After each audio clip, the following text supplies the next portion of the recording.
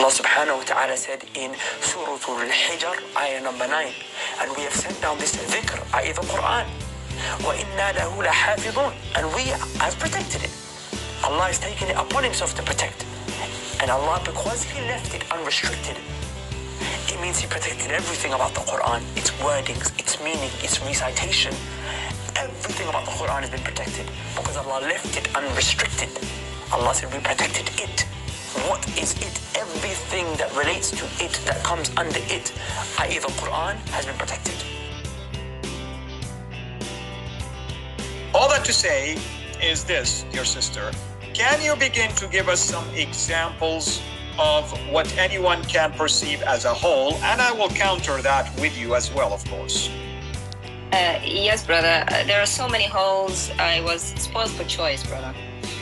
The first hole, brother, is actually the preservation itself. The fact that something is preserved doesn't actually mean it's a miracle. Okay? That's the first thing I want to lead with. Islam is built on this one thing, the miracle of preservation. Because the Quran is meant to be preserved, then it must be from God. That's not true. The works of Shakespeare are preserved, word for word. That doesn't mean they're from God. I could write something today and tell my descendants, preserve it, and they could preserve it word for word. Doesn't mean it's from God. But we'll give the Muslims that. We'll give the Muslims that. Even if we go by that assumption, which is false, that something is preserved is from God, it still isn't preserved. And that's from their own books. Like Yasir Qadhi said, it's in our own books. The first example I want to say, brother, is from Ibn Ka'b. Now, Ibn Ka'b was one of the 4 people that Muhammad said, take the Quran from them.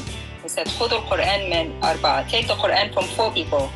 Ibn Mas'ud, Ubay ibn Ka'b, Mu'adh ibn Jabal, and Salim Mawla Abi Haditha. 4 people.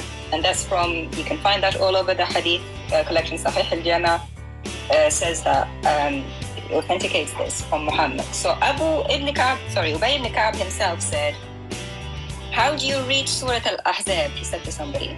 How do you read Surah 33? And how do you count it? It was said to him 73 verses. He said never. He said never. I saw it and it is equal to Surah Al-Baqarah, which is 286 verses. By the way, brother, Muslims only have 73 verses. He said it was equal to Surah Al-Baqarah, which is 286, so there are more than 200 verses missing. And he said in those verses was the verse for stoning of the adulterer, man and woman, which still is not in the Quran today. And that's according to Ibn Hazm's Isnad, which is Sahih. He said it's as Sahih and authentic as the sun, Sahih ka-shams, with no doubt. So where are those 200 verses? Absolutely. I mean, these 200 verses have disappeared, among many other things, like, for instance, the stoning verse have disappeared. There are a couple of verses that Aisha herself admitted that the goat ate it. Holy goat. I mean, seriously. I mean, holy goat. I mean, you have a goat that ate part of the Quran, and now we have to rely on the fact that one tradition says that those verses existed. They are in the tummy of a little goat, and now we don't know about them. I mean, give me a break. What happened to this claim that the Quran is preserved? Chapter 15, verse 9. Inna nahnu nazzalna dhikra wa inna lahu lahafidhun. And you say, please, the remembrance here can apply to the Torah also. No.